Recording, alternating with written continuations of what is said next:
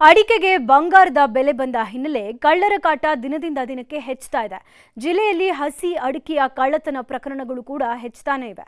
ಕಳ್ಳತನದಿಂದ ಬೇಸತ್ತ ತೋಟದ ಮಾಲೀಕರು ಸಿಸಿಟಿವಿ ಮೊರೆ ಹೋಗಿದ್ದಾರೆ. ಹಾಗಾದ್ರೆ ಎಲ್ಲಿ ಈ ಕಳ್ಳತನ ಆಗಿರೋದು ಅಂತೀರಾ? ಈ ಸ್ಟೋರಿ ನೋಡಿ.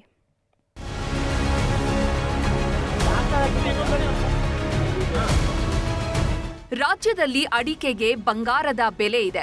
ಹೀಗಾಗಿ ರೈತರು ವಾಣಿಜ್ಯ ಬೆಳೆ ಅಡಿಕೆ ಕೃಷಿಯಲ್ಲಿ ಹೆಚ್ಚು ತೊಡಗಿಕೊಂಡಿದ್ದಾರೆ.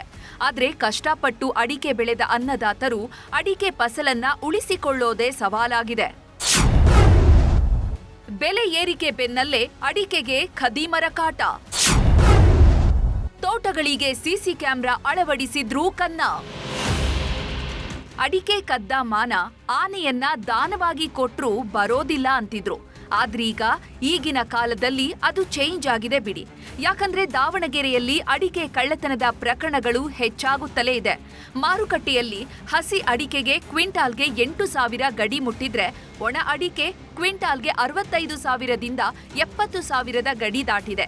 ಚಿನ್ನದಷ್ಟೇ ಬೆಲೆ ಇರೋ ಅಡಿಕೆಯನ್ನ ಸಾಲ ಸೂಲ ಮಾಡಿ ಬೆಳೆದಂತಹ ರೈತರಿಗೆ ಕಳ್ಳರು ಕಾಟ ಕೊಡ್ತಿದ್ದಾರೆ. ದಾವಣಗೆರೆ ಜಿಲ್ಲೆಯ ಚನ್ನಗಿರಿ, ಬಸವಪಟ್ಟಣ, ಹೊನ್ನಾಳಿ ಸೇರಿದಂತೆ ಹಲವು ಕಡೆ ನಿತ್ಯ ಒಂದಿಲ್ಲ ಒಂದು ಅಡಿಕೆ ಕಳ್ಳತನ ಪ್ರಕರಣಗಳು ದಾಖಲಾಗ್ತಾ ಇದೆ. ಇದರಿಂದ ರೈತರು ಬೇಸತ್ತು ಹೋಗಿದ್ದಾರೆ. 45,000 ಸಾವಿರ ಲಾಸ್ಟ್ ಇತ್ತು. ಈಗ ಹಳೆ ಅಡಿಕೆ 68 ಇದೆ. ಈಗ ಬೇಯಿಸಿರೋದು ಹೊಸದು 66, 64 ತನಕ ಬೆಲೆ ಬಂದಿದೆ. ಒಳ್ಳೆ ಉತ್ತಮ ಬೆಲೆ ರೈತರಿಗೆ. ಕಾಯಿ ತೂಕ ಹಸಿ ಅಡಿಕೆ 8,300 ಇತ್ತು. ಮೊನ್ನೆ 8,000 ತನಕ ಆಗಿದೆ. ಒಳ್ಳೆ ಬೆಲೆ ಇದೆ. ಕಳ್ಳರ ಕಾಟ ಜಾಸ್ತಿ ಆಗಿದೆ.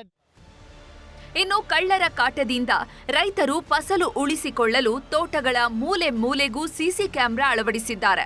ಇಷ್ಟಾದ್ರೂ ಕಳ್ಳತನ ಕಡಿಮೆ ಆಗಿಲ್ಲ. ರಾತ್ರಿ ಹೊತ್ತಲ್ಲಿ ಕಳ್ಳರು ತೋಟಗಳಿಗೆ ನುಗ್ಗಿ ಅಡಿಕೆ ಹೊತ್ತೊಯ್ಯುತ್ತಿದ್ದಾರೆ. ಕಳ್ಳರಿಗೆ ಕಡಿವಾಣ ಹಾಕೋದು ಹೇಗೆ ಅನ್ನೋದೇ ರೈತರಿಗೆ ದೊಡ್ಡ ಚಾಲೆಂಜ್ ಆಗಿದೆ. ಆದ್ರಿಂದ ಪೊಲೀಸರು ರಾತ್ರಿ ಗಸ್ತು ಹಾಕಿದ್ರೆ ಕಳ್ಳತನ ತಪ್ಪಿಸಬಹುದು ಅಂತಿದ್ದಾರೆ ರೈತರು. ತೋಟಗಳಿಗೂ ಬೇಲಿ ಹಾಕೋದು ಅಸಾಧ್ಯ. ಯಾಕಂದರೆ ಇನ್ನೊಬ್ರದ್ದು ಬದ ಇರ್ತೈತಿ, ಇವರ ನಡುವೆ ಅಂಡರ್ಸ್ಟ್ಯಾಂಡಿಂಗ್ ಇರ್ತೈತಿ. ಅವೆಲ್ಲ ಆಗದೇ ಇರೋ ಮಾತು. ಇದಕ್ಕೆ ಏನಪ್ಪ ಅಂದರೆ ನಮ್ಮ ಜಿಲ್ಲಾ ಪೊಲೀಸ್ ವರಿಷ್ಠಾಧಿಕಾರಿಗಳಾದಂಥ ಉಮಾ ಪ್ರಶಾಂತ್ ಮೇಡಮ್ ಅವರು ಒಂದು ಸೂಕ್ತ ಕ್ರಮನೂ ತಗೋಬೇಕು. ಆಮೇಲೆ ಭಾಳ ಇದನ್ನ ಸೀರಿಯಸ್ ತಗೋಬೇಕು. ರೈತರಿಗೆ ಒಂದು ಅಭಯ ನೀಡಬೇಕು. ನಾವು ಏನೇನೋ ಎಲ್ಲ ನಮ್ಮ ಸಪೋರ್ಟ್ ಇದ್ದೀವಿ ಅಂತ ಹೇಳಿ ಆವಾಗ ಆಟೋಮೆಟಿಕ್ಕಾಗಿ ಇದಕ್ಕೆ ಕೈ ಹಾಕೋರು ಒಂದ್ಸಲ 100 ಸಲ ಯೋಚನೆ ಮಾಡ್ತಾರೆ. ಒಟ್ನಲ್ಲಿ ರೈತರು ಬೆಳೆದ ಫಸಲು ಕಣ್ಮುಂದೆಯೇ ಕಳ್ಳರ ಪಾಲಾಗ್ತಾ ಇದೆ. ಹೀಗಾಗಿ ಪೊಲೀಸ್ ಅಧಿಕಾರಿಗಳು ಈ ಬಗ್ಗೆ ಕ್ರಮ ಕೈಗೊಳ್ಳಬೇಕು ಅನ್ನೋದು ಅನ್ನದಾತರ ಕೂಗಾಗಿದೆ.